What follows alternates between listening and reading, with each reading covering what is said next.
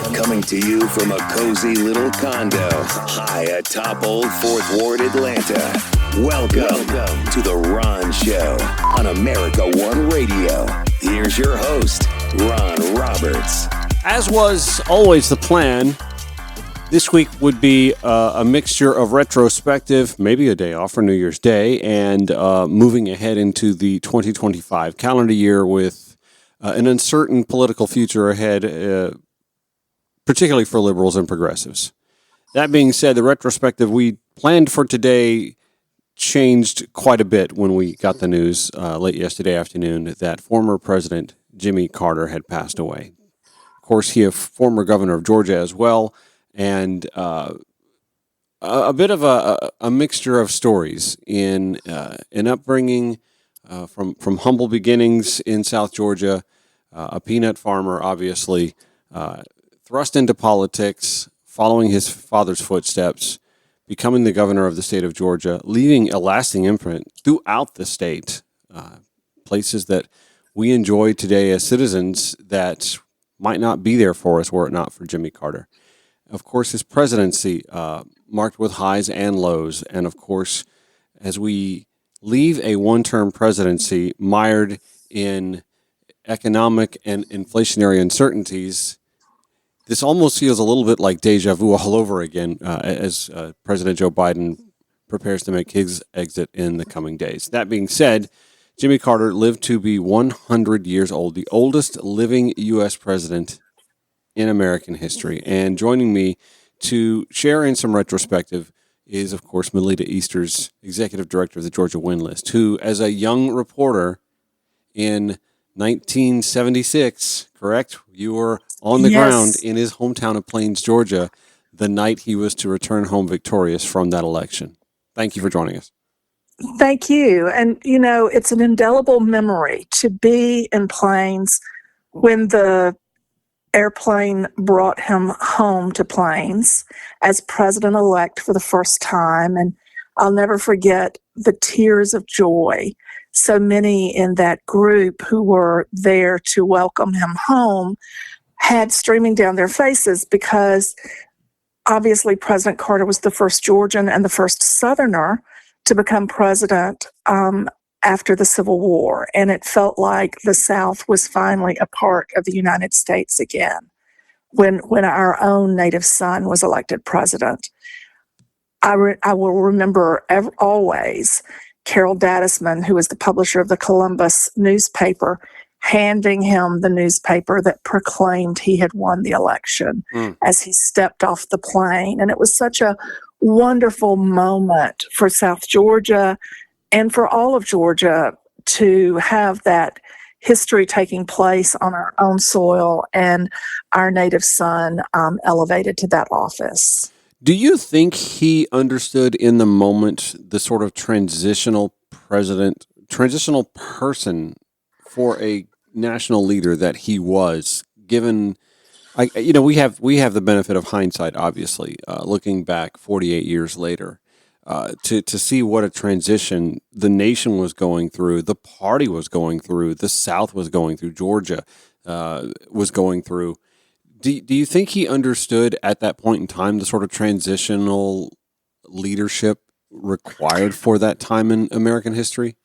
Well, I believe he understood the necessity of honesty following a Nixon presidency because he ran with that as his platform. Mm-hmm. And also, he had been a transition between the segregationist in Georgia as governor. Right.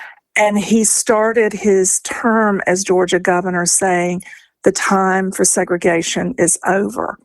And so, in some ways, his gubernatorial role prepared him for the presidential role. And in Georgia, he appointed more women as judges than any of his predecessors. And then as president, he appointed 41 women and 57 minority judges to the federal bench, which was more than all previous presidents combined. And even though he didn't have a Supreme Court vacancy to fill during his one term, he appointed Ruth Bader Ginsburg to the appeals court bench for the District of Columbia. And you have to remember that among many qualities, Jimmy Carter was often a man ahead of his time. Mm-hmm. The solar panels he put on the roof of the White House, he was ridiculed for that. Mm-hmm. And yet, if as a country, we had been the leaders for alternative energy that he had hoped we would become, think of how different global warming might be Oh, absolutely. 40 years later. And then he really was very forward thinking, and not everybody mentions this, but 100 million acres of land were set aside in Alaska during his presidency for preservation. Mm-hmm. And at the time, that was somewhat unpopular. But there's a new book out called Jimmy Carter: Rivers and Dreams that has reminiscences about his love of fly fishing. And there's a story in that book of many decades later, him being in Alaska to fly fish and visiting a local bar for supper and receiving a standing ovation when the people there realized he was in their midst, because they now understand how significantly having that wilderness set aside in Alaska has made it such a tourist destination. Here in Georgia, he also set aside a lot of public lands for a Georgia parks system that we enjoy as locals now, as frequently as we do. And part of that is he stopped the practice of damming up rivers to create lakes, both at the state level and the national level. He was also the first and perhaps only governor and future president to do a fairly dangerous whitewater kayaking adventure on the same river they used for filming Deliverance. And there's a wonderful documentary about saving the Chattahoochee River, which happened during his gubernatorial and presidential terms, where you see much younger Jimmy Carter, obviously, jumping into the Chattahoochee River off Diving Rock. So he appreciated and preserved wilderness areas and rivers and streams. And that's one of his endearing legacies. And it's one that I will expect his grandson, Jason Carter, to talk about when he delivers one of the eulogies during the state funeral. I can predict that only because Jason told me that would be one of the focuses of his remarks earlier this year. Yeah, I'm glad to hear that, because there are chapters to the Jimmy Carter life that most Americans are completely unaware of, and again, his is a complicated story, as most people's are. I sort of hope, and I don't have any notion to know what Hollywood will do one day, but I'd love to see a proper adaptation of his life put to film in some way, shape, form, or fashion, because I think it's a lovely, complicated story. There's some great documentaries already out there. There's one from the Andrew Young Foundation that will be that can be accessed through their website, and then the Rock and Roll President documentary about his relationship with musicians and artists, including Bob Dylan, by the way, who seems to be in headlines because of the new movie just out. In fact, the tribute that Bob Dylan posted on his social media to President Carter is a really lovely one if you haven't seen it. Okay, I'll have to check that out. Look at you, dropping the rock and roll vibes on me. Again, talking about the life and the legacy of Jimmy Carter, who spanned literally a century, living to be 100 years of age and a couple of months and some spare change. He passing away yesterday late afternoon, according to his family. Plans are still being worked out on how long he'll lay in state in Washington. I'm sure there will be events planned in Plains, Georgia, here in Atlanta as well, just almost as much, if not more so, than when his wife, the lady Rosalind Carter, passed away. Absolutely. Well, the Military District of Washington is the group which plans state funerals. And of course, there are notebooks outlining every single detail of the potential state funeral for anyone.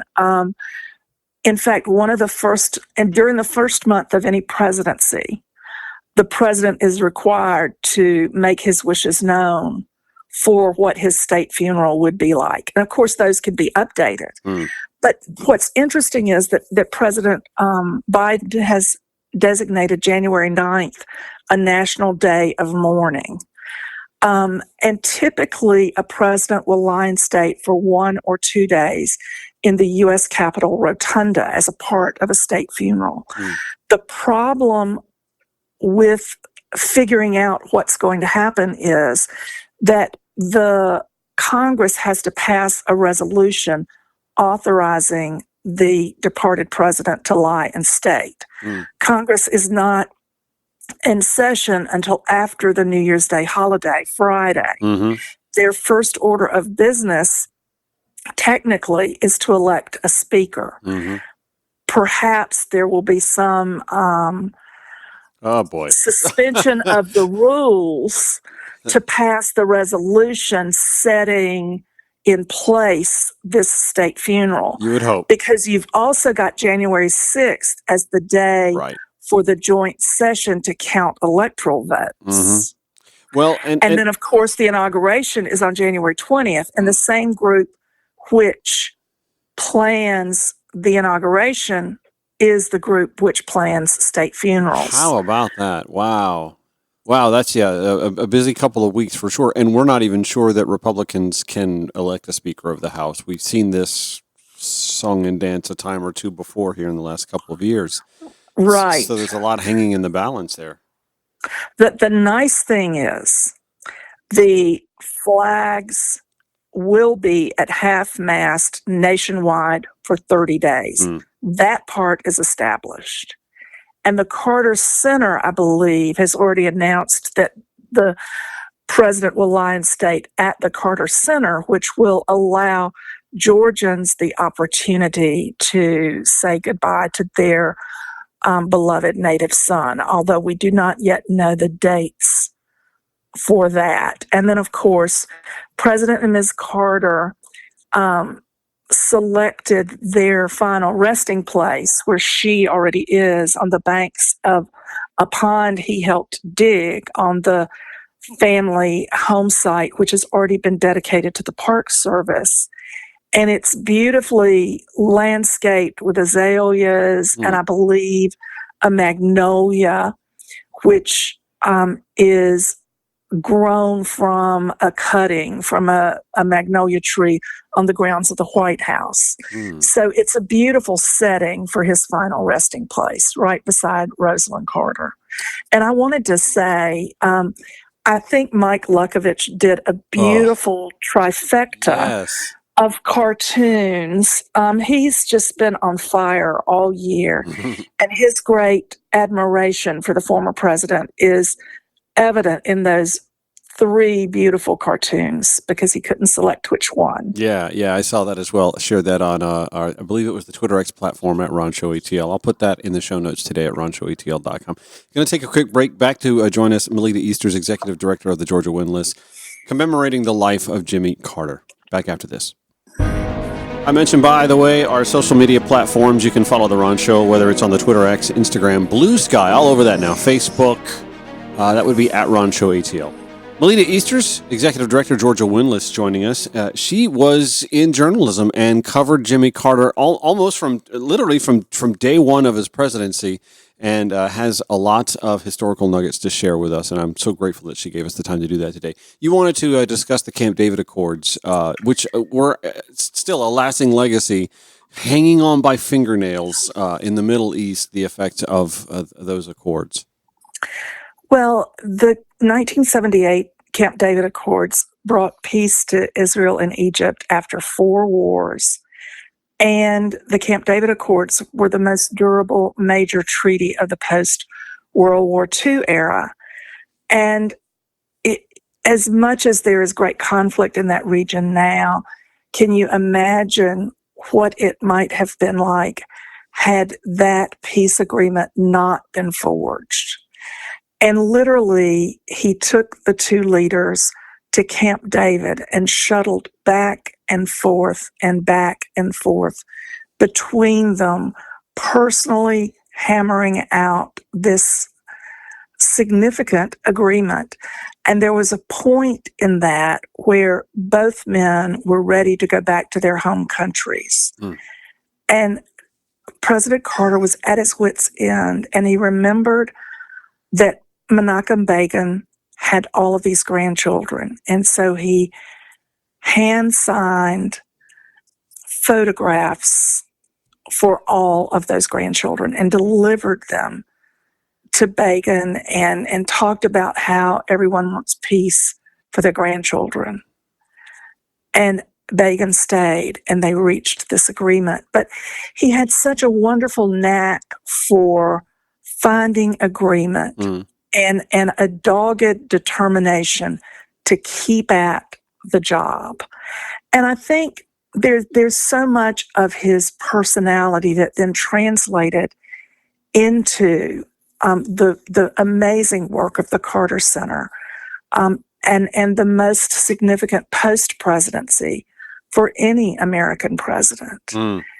And even as the work of his presidency is shining brighter in the reflection of the passage of time, his legacy for the work of the Carter Center will live long, long, long.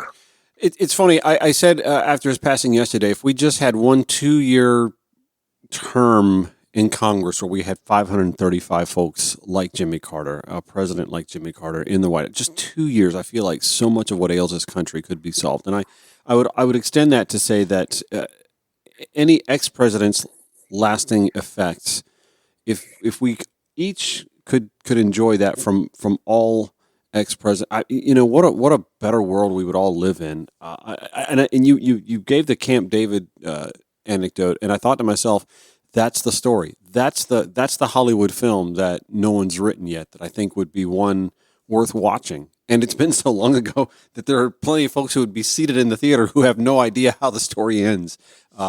Melita Easter's joining us from the Georgia Windlass executive director, giving us some lasting tributes and memories from the Jimmy Carter presidency. It was a troubled presidency in that there were so many things, not just foreign policy-wise, but even domestic.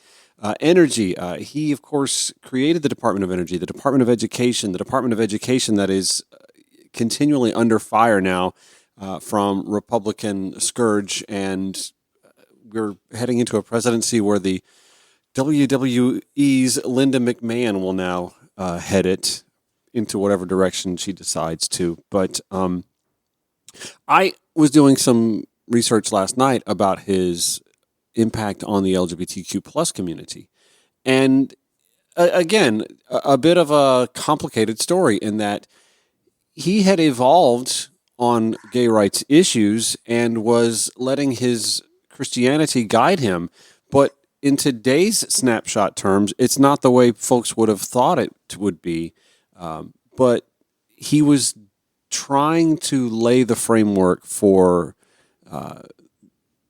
gay rights in ways that not many people see now. And again, that's just one of those little nuggets of history that I don't think a lot of people who are walking the earth today have any idea Jimmy Carter had his fingerprints on. Well, and I think that comes from the fact that he actually read his Bible, knew it backwards and forwards, and he walked the walk and didn't just talk the talk.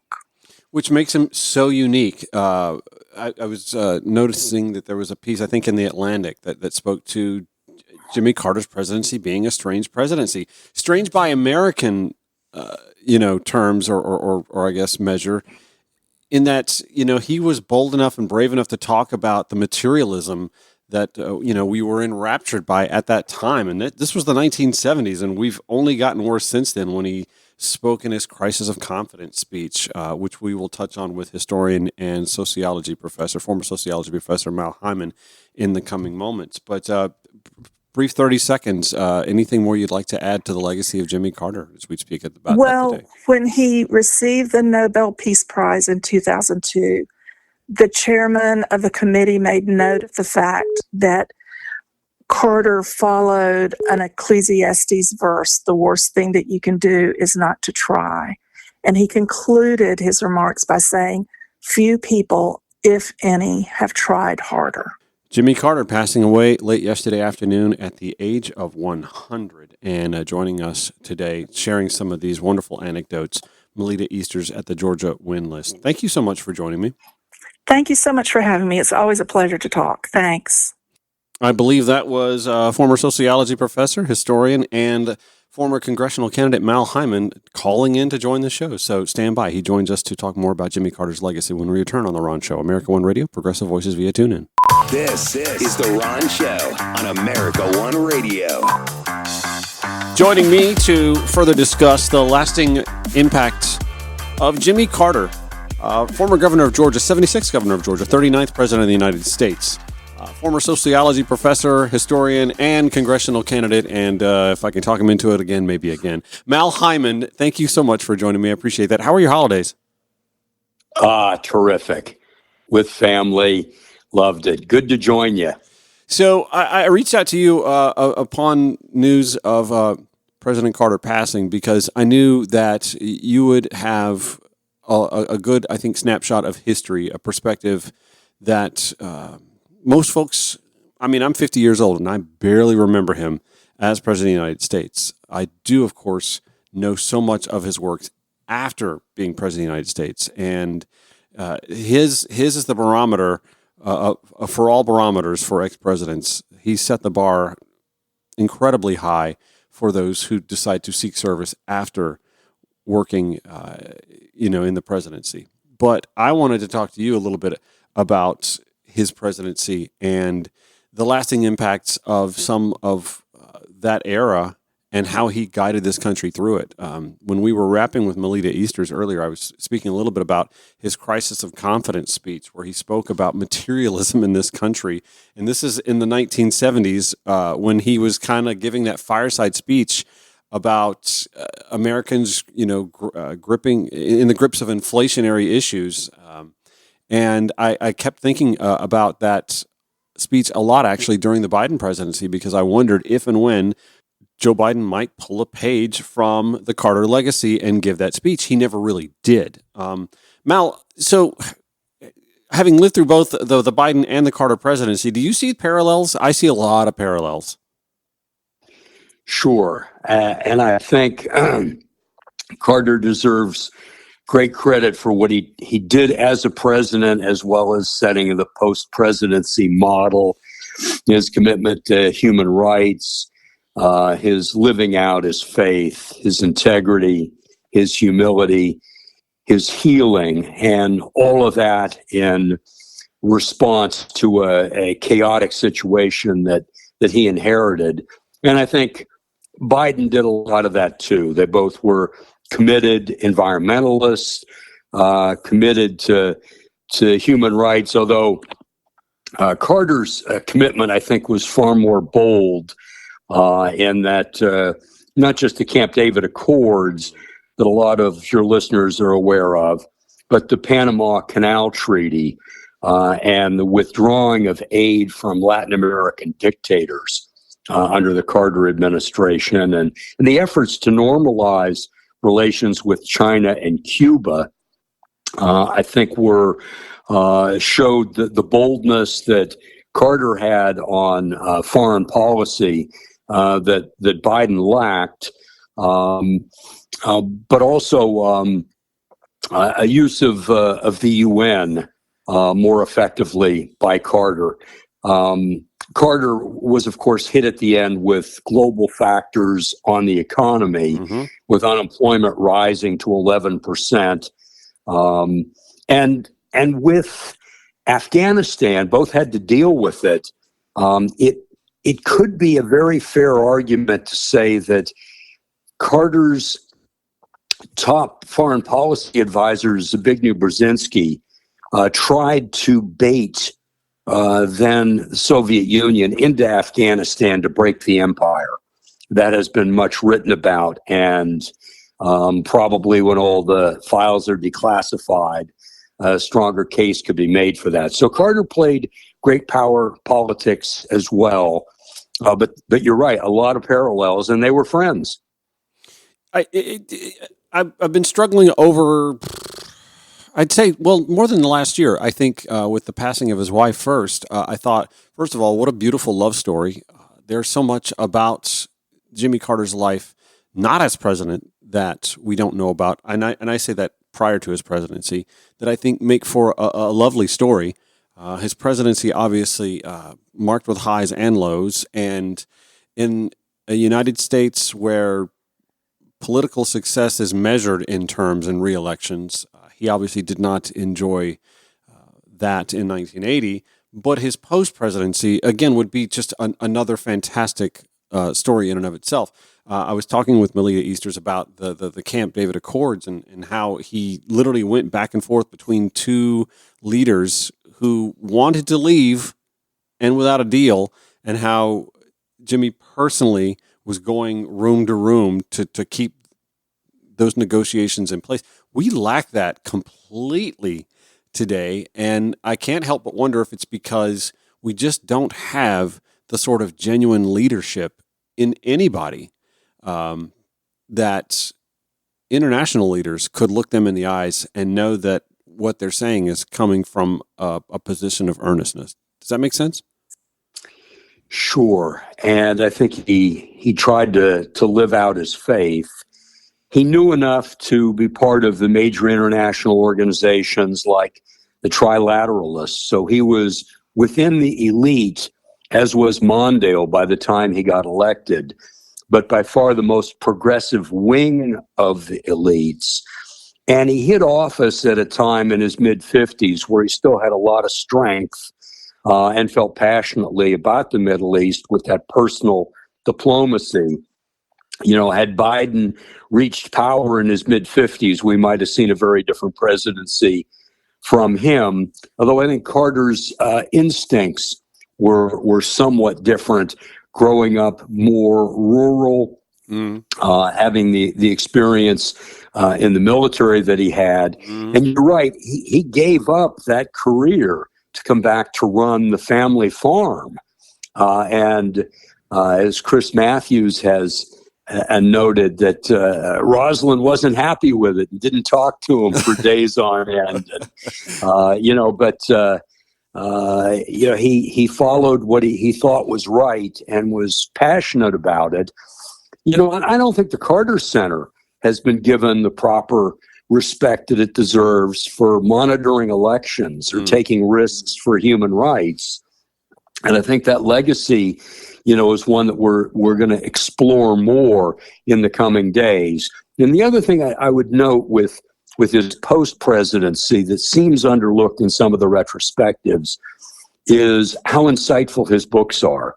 He's laying out more on, let's say, the book Palestine, Peace Not Apartheid. He was the first American leader that just called it out for what it was and documented it well. Great contribution and certainly worthy for a number of things of the Nobel Peace Prize. To me, his legacy seems to be marked by the best of intentions despite human shortcomings.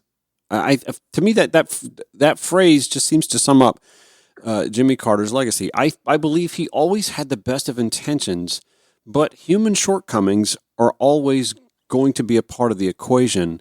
And I feel as if, in too many cases, sadly, his intentions lost out to those human shortcomings. Does that make sense? Sure. I mean, domestic politics is such that he had the advantage of being the outsider, tough to learn Washington and its ways, and he couldn't get some of the domestic agenda through, took risks on foreign policy. And then we know the president has only so much power with the global economy. And if it's going to have a downturn at election time, you're stuck with it. If there are foreign policy issues that go front and center that are rough to deal with, you're still the president, and expectations back then were even higher for a president than today. And he was undermined, not just by that, but the so-called October surprise, where Republicans were having meetings with Iranian leaders. And it seems quite likely withheld the returning of the 66 American hostages in Iran until after the election. And they were, of course, released when during the Reagan inauguration. And William Casey and Bud McFarlane became top leaders in the Reagan administration, and it could be because they brokered that deal. So he was facing all of that, which left him as a one-termer. And he was right. America is a materialist nation, and we have a lot of shortcomings because of that. And it blinds people to the problems of human rights and the access to food and healthcare and housing. And he knew that, and he was trying to communicate it, but it's always a rough sell. Well, it's hard to tell spoiled children that they're spoiled children when you're denying them what they're spoiled with. And I hate to be that that dismissive, but I think back to that crisis of confidence speech and where we are today. And again, I thought a couple of times during the Biden presidency, man, if he'd just sit down and say to the American people, listen, if you want inflation to cool down, if you want to punish businesses that are profiting, putting profits over your needs or taking advantage of the situation, then just stop spending as much. To me, it seemed like a simple conversation to be had, but in a hyper-partisan era, he would have been attacked for just saying that, unfortunately, or would have been branded anti-capitalistic or something along those sorts. But it was a conversation that I think American households were having, at the very least. They just didn't want the finger wag from the president's desk. It is a matter of how you communicate it, and it's always a tough message. And messaging was not the long suit of the Biden administration. For sure. Even their successes, as we've talked about on infrastructure, or the lowering of inflation, or the lowering of unemployment, or the manufacturing jobs coming back home, the high-tech jobs coming back home. Well, let's add to this the immigration successes of the Biden presidency. And I know that seems kind of outlandish for someone to hear anyone talk about, but there were immigration successes. Biden was hamstrung with a Congress that refused to act on immigration, even when they came to a bipartisan compromise. Then the incoming president, the president-elect who was running for office at the time, scuttled that. But when there's so much review of what the Biden presidency sought to do when it came to net causation, root causation of migration, specifically from the Northern Triangle, there were successes there. That's what Kamala Harris was tasked with doing. And I come back to Jimmy Carter's legacy on this because I think materialism plays a large role in that. Our first world lifestyle that we've enjoyed all of my life, all of your life, and for many decades has had a lasting impact on Latin American countries, third world countries throughout the world, honestly. We're seeing that come to fruition now with climate change, our inability to grapple with our drug abuse problem that, creates a drug trade that even has cartels in existence to begin with. We wouldn't have drug cartels to contend with if we within our own borders didn't have a drug problem that we can't grapple with. And those are the sorts of things when I talk about America, the first world country that has enjoyed its lifestyle at the expense of others, that's what comes to mind. Well, I think you're right. The middle class is wealthier than biblical kings could have dreamed of being. But we are addicted to that wealth and the latest technology. And most people have very little concept of how much they're using up in the way of resources to maintain, let's say, a Christmas, the way we celebrate Christmas. Right. Which What water are we using? What's our energy footprint on all of this? And we also have 60% of the public living paycheck to paycheck, hoping just to get security. So that inequality is still there. The messaging, of course, has been a great challenge. And, a Biden of Carter's age in his mid-50s would have done a better job on messaging. And I think a lot of his staff did him and the country a disservice on messaging. And at the end, not letting us know that it wasn't the old Biden. And it should have been clear that he stepped aside as a one-termer, as you've often talked about. So bringing this back to Jimmy Carter, he passing away late yesterday afternoon at the age of 100, a little more than a year after his loving wife, First Lady Rosalind Carter, had passed away. We know it now being some 44 years since Jimmy Carter's presidency came to a conclusion, the lasting legacies, and in that time, those touches have diminished. Do you see any sort of similarities in the way that the Biden presidency will be looked at by historians decades from now, or what sort of lasting impacts we can expect to still see for us to say that was the touch Joe Biden put on that? I think history is going to be more kind to Biden, and certainly saw Carter very differently. He left office with low approval ratings, and the government had low approval ratings. And throughout the years, he remodeled the way people looked at him. So history, I think, will be kinder to Biden as well. He'll be seen as somebody who was relatively effective with the economy, with infrastructure, with healing the country, with moving us toward international treaties again, the rule of law. Carter, of course, is probably one of a kind in terms of his faith and commitment to human rights and humanity.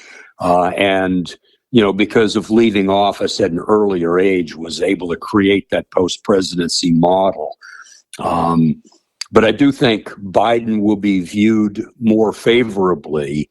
The major exception, which hurt him more than a lot of people, I think, have mentioned, was the Israeli-Palestinian question. Which is ironic when we dovetail this into this President Carter conversation, wouldn't you think? Yeah, I think Carter would have given him different advice at the beginning of this crisis. And it might have helped. I think as we look at some of the polling, we're going to find that people under 30 were appalled looking at what was going on in Gaza. And they just didn't turn out to vote. Yeah. No, I think you're 1,000% on that. I'm going to take a quick break. I want to come back and let's dovetail this real quick with a quick conversation on some of the societal, social issues that faced President Carter back then that he proved to be transformative on. Retired sociology professor, historian, and good friend of mine, Mal Hyman, joining us on The Ron Show when we return here on America One Radio, Progressive Voices via TuneIn. All right, just a few more minutes with friend of the show, retired sociology professor and congressional candidate Mal Hyman, historian, bringing us some insights into the Jimmy Carter presidency. I was doing some research, I said this to Melita Easters earlier in the show as well, on Jimmy Carter's lasting impacts on the LGBTQ plus community, and I kept coming up with situations where Governor Carter and then President Carter was transformative with civil rights, with women's rights, and even with gay rights in subtle tones, understanding that the 1970s were a different time and that being bold back then when it came to gay rights issues was even allowing for anyone to have a conversation in your realm about gay rights, which is sort of what he did. There was a Camp David gathering during his presidency with gay rights leaders where he wasn't actually there, but allowed those in his administration to take in some of the thoughts and views of the LGBTQ plus community back in the late 1970s. And when you span back, again, we're talking 50 years back, when you span back and look at that now, to me, that's one of the little blips of the radar where you start to see that there's life and somewhere to go in that direction. Can you speak about Governor and then President Carter's legacy when it comes to human rights issues like that?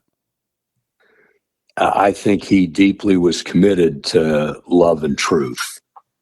And he believed to honor freedom is to honor diversity. And he did it within the Baptist faith, Right. As a military guy who found a way to get along with enough of the corporate elites. And he still was having those conversations looking for more justice for people. And the speech he gave when he became governor was the era of segregation is over. He was the New South and bringing the message of the New South, first Southern governor in over 100 years, to the nation. And I think love and truth really are the fountains of youth. And he maintained that commitment to human rights his whole life. I think his legacy is going to be further revealed in these retrospectives and honorariums for him. Being someone who grew up in a Baptist church myself, and a child of the South, child of Georgia, I'm sort of heartbroken that his impact on Southern evangelicism wasn't greater, wasn't able to overcome the cacophony of noise from right-wing media and its incestuousness with political and religious leadership, specifically in the South, and bowing to the Southern strategy. It just seems such a shame that there were not enough voices like Jimmy Carter to combat that wave that I think we still are dealing with the repercussions of in modern political and religious tones as we speak today. There is a certain genius in being not just bold and courageous and hopeful, but to find the right words for it. And he moved into being a national figure, and there's so many other issues to deal with. You know, we tend to forget that during his presidency, child poverty was at its lowest rate, down to about 13%. You know, he made a number of commitments, but I think he was unable to focus just on civil rights. There were just so many issues as president that he had to deal with. But I mean, Martin Luther King's legacy, we come back, we honor it, and then it gets kind of reframed, and a lot of it gets lost. And I think that's true with even people who reach the presidency, as historians pick different portions of their work to highlight. But racism is so deep, it takes so long to move past it, and sexism and homophobia. It takes a larger movement, which is where King was at the end of his career. You just need a larger movement to create more human rights, a more humane foreign policy, a more humane domestic policy. And he talked about the art of reform is the art of coalition, and we're still working on that today. And that's where I come back to saying that I believe that President Carter had the best of intentions, but a sea of human shortcomings undid a lot of those intentions in so many ways. Anyway, Mal Hyman, historian, retired sociology professor, should be out there enjoying retirement. Instead, he's up early having coffee and a fantastic discussion with me, and I appreciate you doing that so much, sir. Hey, great to join you, as always. That'll do it for today's Ron Show. Thank you so much for joining us, whether it's on the America One Radio app, AmericaOneRadio.com, Progressive Voices via TuneIn. We do air 9 to 10 a.m. on America One Radio, then replay 5 to 6, 11 to midnight at Progressive Voices, and then wherever you podcast. Show notes, as always, at RonShowATL.com. Have yourselves a great day. We'll catch you tomorrow.